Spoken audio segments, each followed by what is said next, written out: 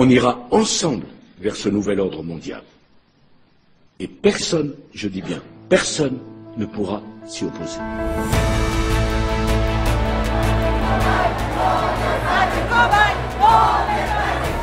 En ce moment, on va de plus en plus vers une dictature. Ça soulève le problème de la liberté de choisir. Je crois que notre génération doit savoir que la bête de l'événement est là. Il est temps de travailler ensemble à l'avènement d'un nouvel ordre mondial. Nous utiliserons notre pouvoir pour les rendre dociles et faibles. Ils grandiront en étant déprimés. Nous parlons de cet homme blessé lors d'une manifestation samedi dernier. Il a vraisemblablement été visé par un tir de LBD. Nous utiliserons la peur comme notre arme.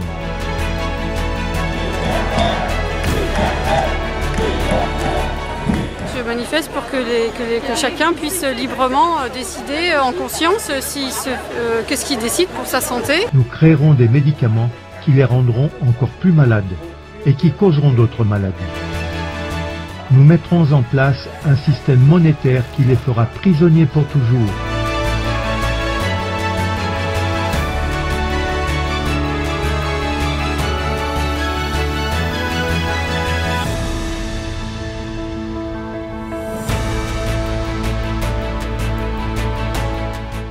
Mesdames, Messieurs, je vous souhaite la bienvenue au nom de Jésus-Christ. Vous êtes sur Alliance Éternelle 7. Nous poursuivons notre étude sur le livre de Daniel. Aujourd'hui, nous sommes au chapitre 4, à partir du verset 19 jusqu'à la fin du chapitre 4. Vous connaissez ce que vous devez déjà faire. Si vous êtes nouveau dans la chaîne, abonnez-vous. Vous pouvez nous laisser un pouce pour nous encourager. Et comme vous le savez, le pouce sert à ce que la vidéo soit virale. Vous pouvez également nous contacter par nos mails, par nos canaux que vous connaissez très bien. Vous pouvez également nous soutenir par vos prières.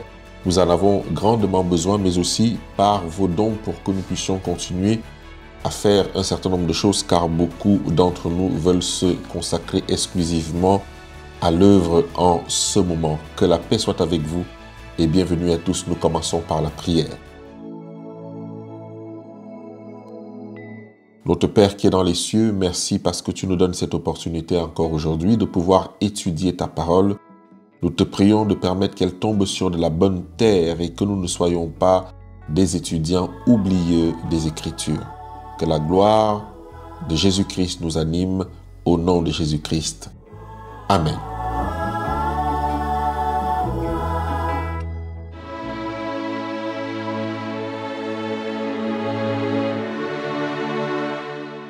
Daniel, le chapitre 4, le verset 19 à 27. Nous avons étudié la dernière fois le verset 1 au verset 18. Cette fois-ci, nous continuons la suite de notre lecture et de notre décryptage de ce livre. Daniel, chapitre 4, le verset 19 à 27. La Bible déclare ceci.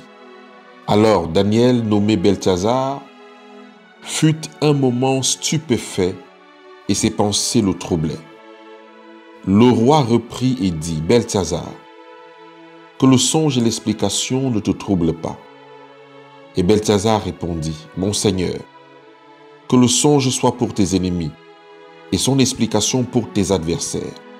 L'arbre que tu as vu, qui était devenu grand et fort, dont la cime s'élevait jusqu'aux cieux, et qu'on voyait de tous les points de la terre, cet arbre dont le feuillage était beau et les fruits abondants, qui portait de la nourriture pour tous, sous lesquels s'abritaient les bêtes des champs, et parmi les branches duquel les oiseaux du ciel faisaient leur demeure, c'est toi, ô roi, qui es devenu grand et fort, dont la grandeur s'est accrue et s'est élevée jusqu'aux cieux, et dont la domination s'étend jusqu'aux extrémités de la terre.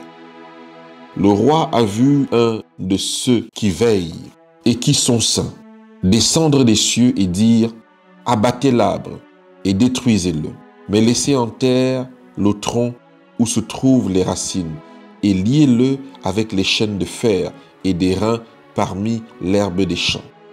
Qu'il soit trempé de la rosée du ciel et que son partage soit avec les bêtes des champs, jusqu'à ce que 7 ans soient passés sur lui. Voici l'explication. Ô roi, voici le décret du Très-Haut, qui s'accomplira sur mon Seigneur le roi. On te chassera du milieu des hommes. Tu auras ta demeure avec les bêtes des champs, et l'on te donnera comme aux bœufs de l'herbe à manger. Tu seras trempé de la rosée du ciel, et 7 ans passeront sur toi, jusqu'à ce que tu saches que le Très-Haut domine sur le règne des hommes, et qu'il le donne à qui il lui plaît. L'ordre de laisser le tronc, où se trouvent les racines de l'arbre, signifie que ton royaume te restera quand tu reconnaîtras que celui qui domine est dans les cieux. C'est pourquoi, ô roi, puisse mon conseil te plaire, mets un terme à tes péchés, en pratiquant la justice, et à tes iniquités, en usant de compassion envers les malheureux, et ton bonheur pourra se prolonger. En réalité, lorsque le roi raconte son rêve, Daniel en comprit immédiatement la signification. Depuis quelques années, le prophète avait prié pour le roi, et tout particulièrement depuis les événements du chapitre 2. Daniel avait remarqué que le roi possédait beaucoup de traits de caractère valables, qu'il était sincère et qu'au plus profond de son cœur, il désirait servir Dieu. Daniel et le roi étaient vraisemblablement de bons amis. Il vit alors que Dieu répondait à ses prières. Mais quelle tâche difficile pour Daniel que d'apprendre au roi la terrible nouvelle de son jugement. Le roi sentit apparemment que quelque chose n'allait pas. Il comprit l'attitude hésitante de Daniel. Il le supplia de tout lui dire sans aucune crainte. C'est pourquoi Daniel adressa un appel personnel au roi. Il assura de la bonté de Dieu qui pardonne s'il se repentait de son péché d'orgueil. L'impression produite par ce message d'avertissement fut très fort pendant un certain temps sur le roi Nebuchadnezzar. Mais le cœur qui n'est pas transformé par la grâce divine oublie vite les effets de l'influence du Saint-Esprit. L'indulgence personnelle et l'ambition étaient encore dans son cœur, en dépit des révélations qui lui avaient été si gracieusement offertes, des avertissements contenus dans l'expérience du passé. Nebuchadnezzar se laissa à nouveau gagner par des sentiments de jalousie à l'encontre des royaumes qui devaient suivre le sien. S'endurcissant en son cœur, il utilisa les talents que Dieu lui avait confiés pour se glorifier lui-même et s'exalter au-dessus de Dieu, qui lui avait donné vie et puissance. Depuis des mois, Dieu retenait son jugement. Mais au lieu d'être amené à la repentance par la bonté de Dieu, le roi devint plus orgueilleux jusqu'à perdre confiance à l'interprétation du rêve et rire de ses craintes passées. C'est ainsi qu'au verset 28 à 33, il est écrit « Toutes ces choses se sont accomplies sur le roi Nebuchadnezzar. Au bout de 12 mois, comme il se promenait dans le palais royal à Babylone, le roi prit la parole et dit « N'est-ce pas ici Babylone la grande que j'ai bâtie comme résidence royale, par la puissance de ma force et pour la gloire de ma magnificence ?» La parole était encore dans la bouche du roi, qu'une voix descendue du ciel « Apprends, au roi Nebuchadnezzar, qu'on va t'enlever le royaume. On te chassera du milieu des hommes, tu auras ta demeure avec les bêtes des champs. On te donnera comme aux bœufs de l'herbe à manger. Et 7 ans passeront sur toi, jusqu'à ce que tu saches que le Très-Haut domine sur le règne des hommes et qu'il le donne à qui il lui plaît. » Au même instant, la parole s'accomplit sur Nebuchadnezzar. Il fut chassé du milieu des hommes. Il mangea de l'herbe comme les bœufs. Son corps fut trempé de la rosée du ciel, jusqu'à ce que ses cheveux crussent comme des plumes des aigles et des ongles comme ceux des oiseaux. David dit « J'ai vu le méchant dans toute sa puissance. Il s'étendait comme un arbre verdoyant. Il a passé, et voici, il n'est plus. Je le cherche, et il ne se trouve plus. » Le psaume 37, 35 à 36. Dieu est miséricordieux pour provoquer l'adversité lorsqu'elle nous est utile, de même qu'il nous donne la prospérité. C'est souvent l'adversité qui détourne nos cœurs des choses terrestres et passagères pour leur faire apprécier les choses célestes et durables. Pendant 7 ans, Nebuchadnezzar vécut dans les champs, manifestant uniquement un instinct animal. Une telle maladie est connue des médecins modernes sous le nom de lycanthropie. Toute notre faculté de penser, de raisonner, notre dignité et notre force nous sont données par Dieu. Lorsque Dieu retira ses dons, le roi fut abandonné entièrement à ses propres ressources de sagesse et de gloire. Il eut la preuve qu'elle n'était rien. L'homme qui est en honneur n'a point de durée. Il est semblable aux bêtes des champs que l'on égorge. Le psaume 49, le verset 13. David confessa librement et humblement que, sans l'aide du Saint-Esprit, il n'était que stupide et ignorant. La Bible déclare « J'étais stupide et sans intelligence, j'étais à ton égard comme les bêtes ». Le psaume 73, le verset 22. Quelle différence entre cette attitude humble et la propre suffisance de Nebuchadnezzar.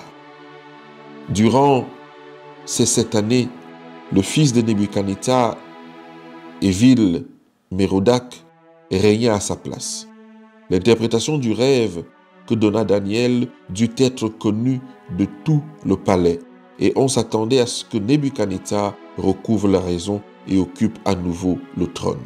Son royaume lui demeura acquis, comme la souche de l'arbre est laissée en terre avec la possibilité de pouvoir repousser.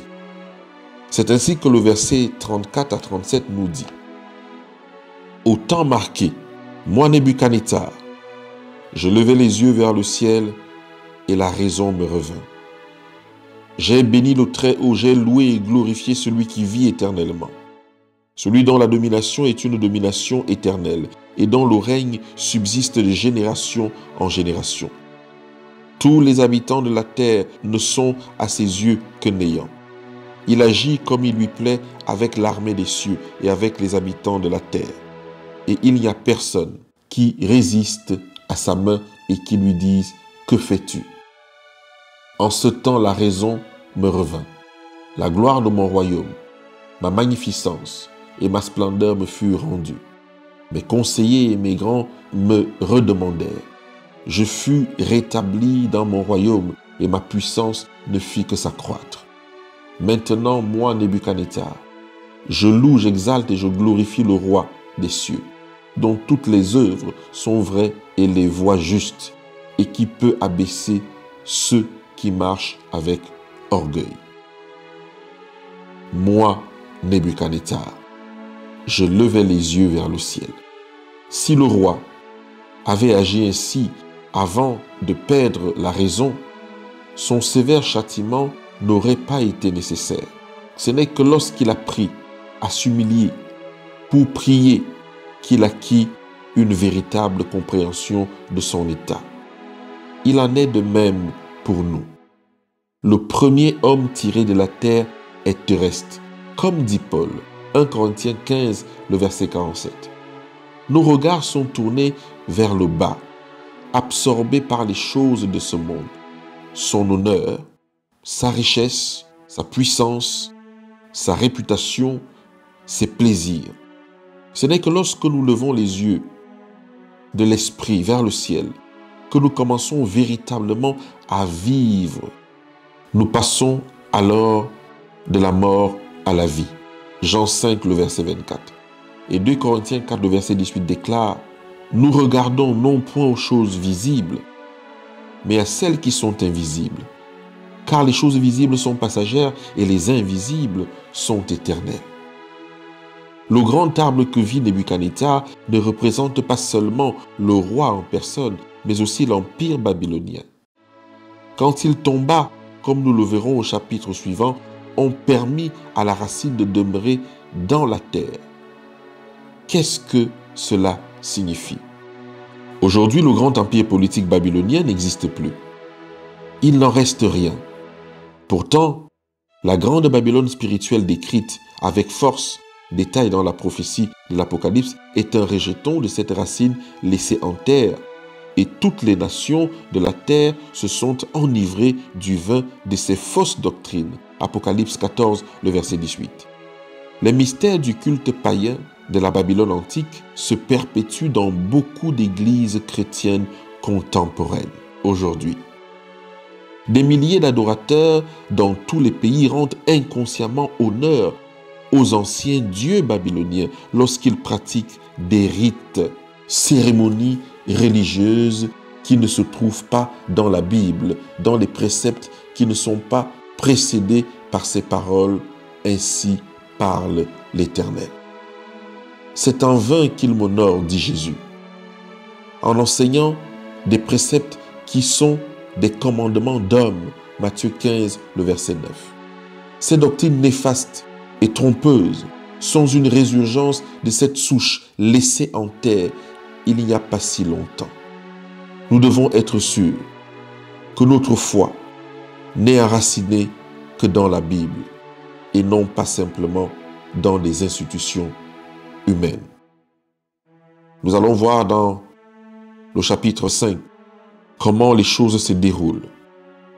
Et justement, cette différence qui nous vient des cultes païens que l'on pratique aujourd'hui même dans nos églises.